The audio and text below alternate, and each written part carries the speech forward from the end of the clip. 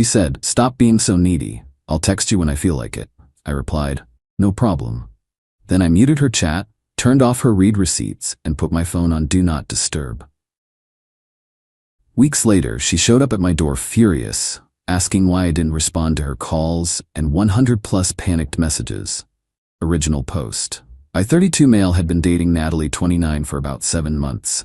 We met through a buddy's barbecue last spring. She was friends with his wife. Smart, funny, worked as a marketing director at some startup. First few months were great. We clicked, had similar interests, the chemistry was there. But around month 5, things started shifting. She'd take longer to respond to texts. Plans would get canceled last minute. When we did hang out, she seemed distracted, always checking her phone. Classic signs, right? But whenever I brought it up, she'd flip it on me. "God, you're so needy lately. Can't you just give me space to breathe? Not everything revolves around you." The conversation that ended it happened 3 weeks ago. We were supposed to grab dinner Friday night. She canceled Thursday evening, 3rd time that month. I called her. "Hey, just wanted to check if everything's okay. You've seemed distant lately." Heavy sigh from her end. "There you go again. This is exactly what I'm talking about." "What do you mean?" "You're suffocating me.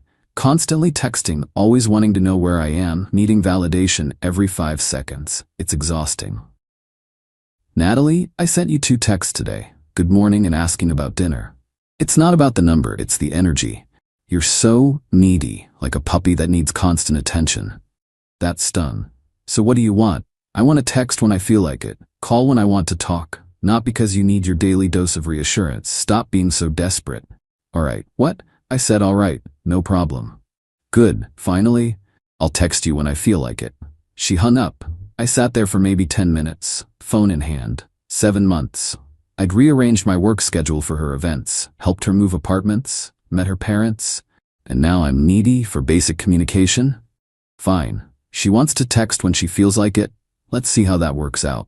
I opened her chat, hit mute, no notifications, went to settings, turned off read receipts just for her. Then put my whole phone on Do Not Disturb, only allowing calls from family and close friends through. If she wanted space, she'd get all the space in the universe. Update 1. First week was honestly harder than expected. Kept catching myself almost checking her chat. Had to physically put my phone in another room sometimes. But I stuck with it. Meanwhile, life went on. Caught up with friends I'd been neglecting. Actually finished that woodworking project in my garage. Even went on a weekend trip with my brother. Something I'd been postponing because Natalie always had maybe plans that never materialized. My buddy Derek asked about her the second week. Haven't seen Natalie around lately. We're giving each other some space. That code for breaking up? Code for exactly what I said, space. He gave me a look but didn't push it. What I didn't know but would find out later was that Natalie's text when I feel like it started almost immediately, according to the mountain of messages I'd eventually see. Day 1, "Hey, thinking about you." Day 2, "Wanna grab coffee this week?" Day 3, "Hello?" Day 4, "Are you seriously ignoring me?" Day 5, "This is really immature." And it escalated from there. But with notifications muted and read receipts off, she had no idea if I was even seeing them. As far as she knew, I could have been reading every single one and choosing not to respond. Or maybe I hadn't looked at my phone in days. The uncertainty must have been eating at her. By week 2, she'd switched tactics. Called my work. I'm a contractor, have a business line. My office manager took a message. I didn't call back. She tried reaching out through Instagram. I don't check it often anyway, so that was easy to miss. Then came the mutual friends. Derek's wife Melissa called me. "Hey, quick question. Is everything okay with you and Natalie?" "Why?" "She texted asking if you were all right, said she hasn't heard from you. She told me to stop being needy and she'd text when she felt like it.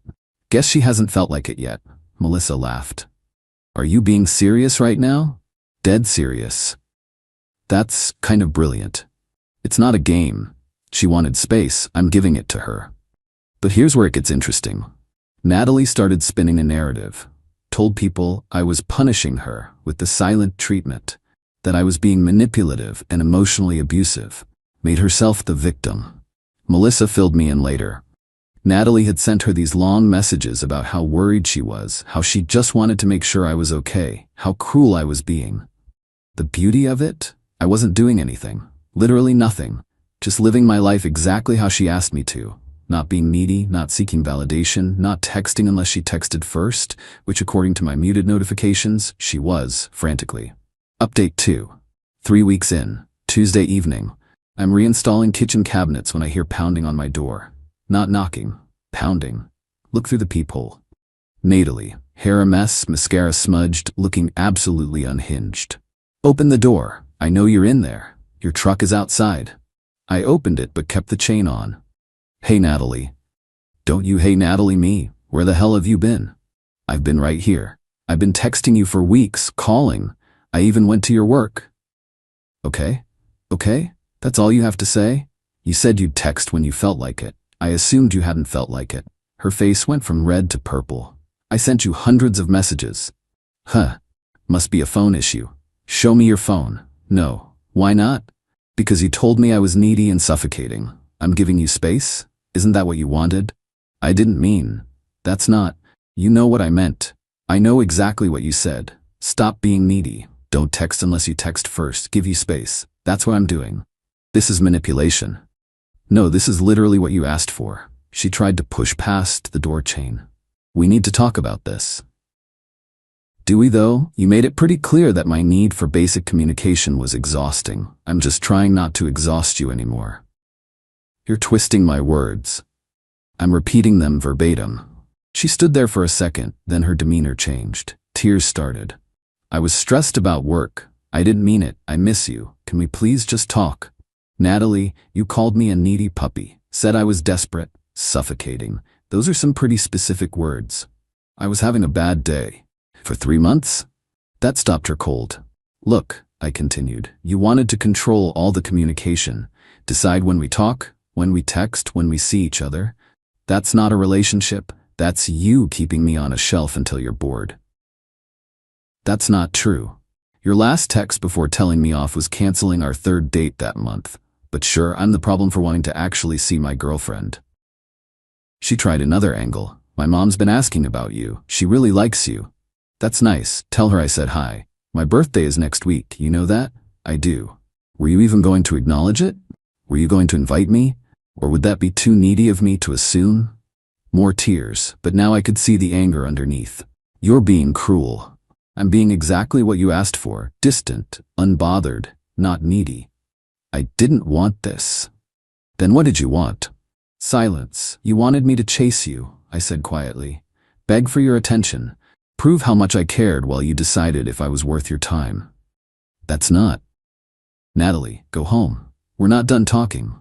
We are though. You ended this 3 weeks ago when you called me pathetic for wanting basic girlfriend interaction.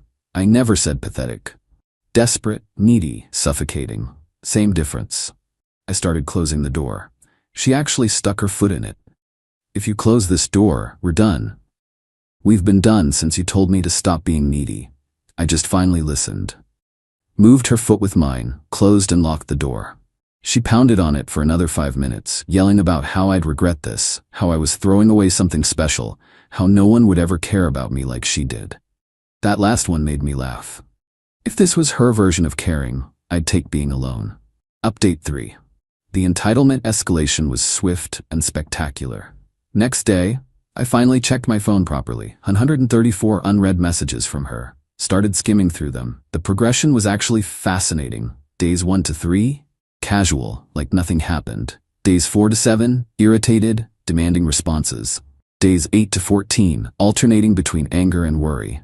Days 15 to 20, full panic mode, apologies, begging. Day 21, threats. Some highlights. This is really immature of you. I'm willing to forgive you if you apologize now. You're proving my point about being needy. This silent treatment is just another form of neediness. My therapist says you're emotionally abusive. She doesn't have a therapist. If you don't respond by tonight, I'm coming over. I'll call the police and say you're missing. Your stupid ego is ruining everything. I hope you're happy knowing you've traumatized me. But the best one came the morning after her door visit. You've shown your true colors. A real man would fight for the relationship, not play childish games. I'm blocking you. Don't contact me again. I actually laughed. She was blocking me? 20 minutes later, text from an unknown number.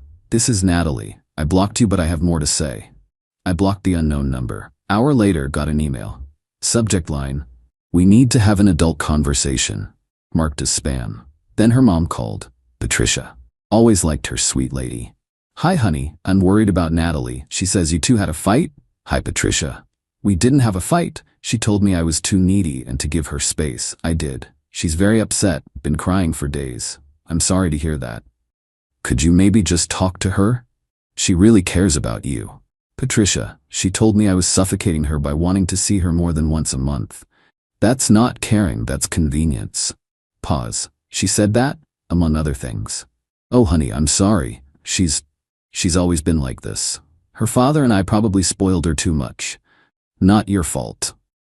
You're a good man. Don't let her convince you otherwise. Thanks, Patricia. Take care.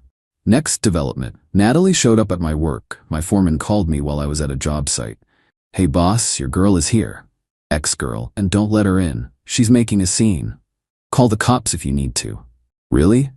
Really. She left before cops arrived, but not before telling everyone in the office that I was mentally unstable and going through something.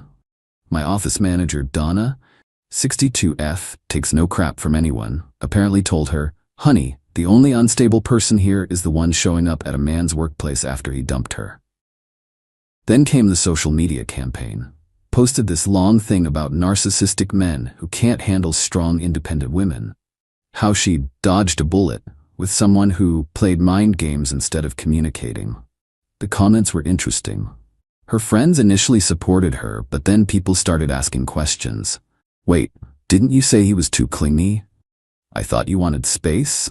Didn't you tell him not to text you? She deleted the post within hours. But my favorite part? She tried to get our mutual friends involved. Went to Derek and Melissa's house, crying about how I was emotionally terrorizing her. Melissa told me later, I asked her one question. Did you or did you not tell him to stop being needy and only text when you felt like it? She couldn't answer, just kept saying that wasn't the point. Update 4 Week 4. The grand finale. Got a call from a number I didn't recognize. Almost didn't answer, but something told me to pick up. Is this my name? Speaking. This is Tom Harrison. I'm calling about Natalie. Who? Natalie. I'm her friend. Ah, the backup plan. Okay? She's really torn up about what happened between you two. And you're calling me because? I think you owe her an explanation. Sorry, who are you again? I'm someone who cares about her. How long have you been caring about her? Silence. Let me guess, I continued. You've been friends for a while, always there when she complained about her needy boyfriend, told her she deserved better, maybe grabbed coffee a few times when I was supposedly being suffocating. It wasn't like that. Sure it wasn't. Tell you what, Tom, she's all yours. Enjoy the experience. Just remember, when she starts calling you needy in about 6 months, you volunteered for this.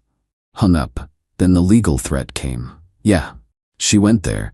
Got a letter from some lawyer saying I had emotional distress charges pending for deliberate infliction of psychological harm through sustained neglect and abandonment. I took it to my cousin who's a paralegal. She laughed for 5 solid minutes. This isn't even on official letterhead. It's just some template she found online. So I shouldn't worry? About this? No. About her being completely unhinged? Maybe. Decided to be proactive. Went to the courthouse, filed for a no-contact order. Had documentation of her showing up at my home, my work, the harassing messages, the fake legal threat. Judge granted a temporary restraining order immediately. She was served the next day. The voicemail she left from her friend's phone, violating the order, was unhinged. A restraining order? Are you serious? I'm the victim here. You psychologically abused me. You're going to regret this. My father is friends with the mayor. You're done. You're so done. Forwarded that to my lawyer. Violation number 1. She tried one more time. Sent her friend Brittany to my house with a letter. Brittany seemed embarrassed. I'm really sorry about this, she insisted. I can't take that. There's a restraining order. I know. I told her this was stupid. But she's not handling this well. That's not my problem anymore. For what it's worth, we all knew she was treating you badly. The constantly canceling, the hot and cold stuff. You deserve better. Thanks. She's been like this with every boyfriend. Pushes them away, then freaks out when they actually leave. Sounds like she needs therapy, not a relationship. I've been telling her that for years. Final update. It's been 3 months now since the whole thing started. The restraining order is permanent now. She violated it 3 times in the first month with various attempts to contact me through third parties. From what I hear through the grapevine, Tom lasted about 3 weeks before she pulled the same hot and cold routine with him.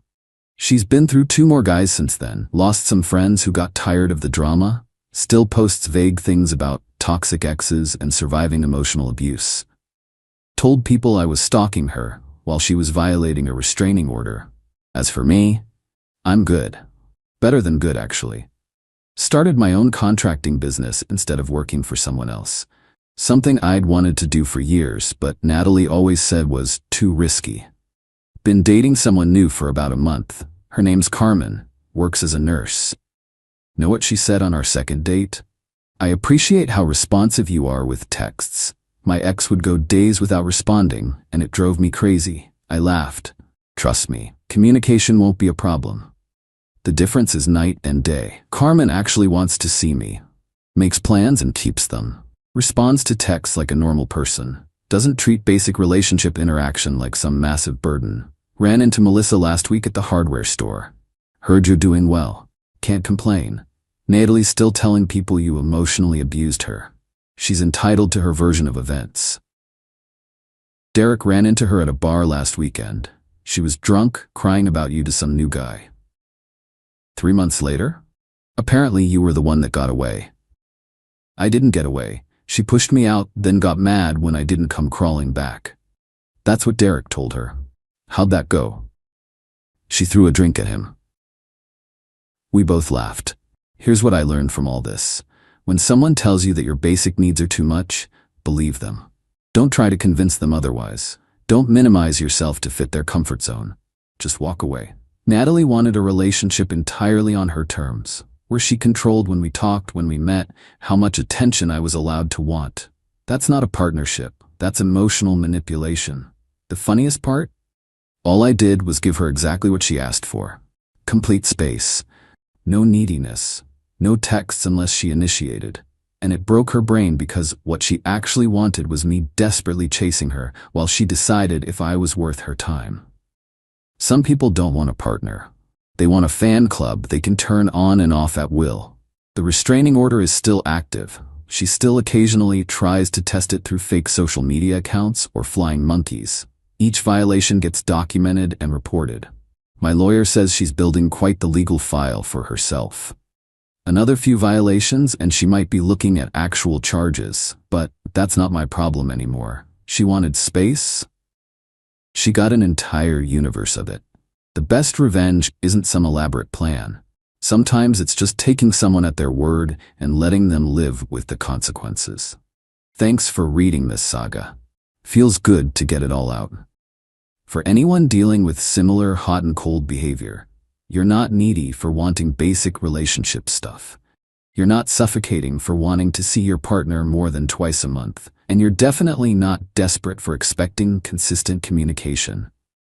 Find someone who actually wants to be with you, not someone who treats you like an inconvenience they occasionally pencil in. Peace out, Reddit. I'm gonna go text my girlfriend.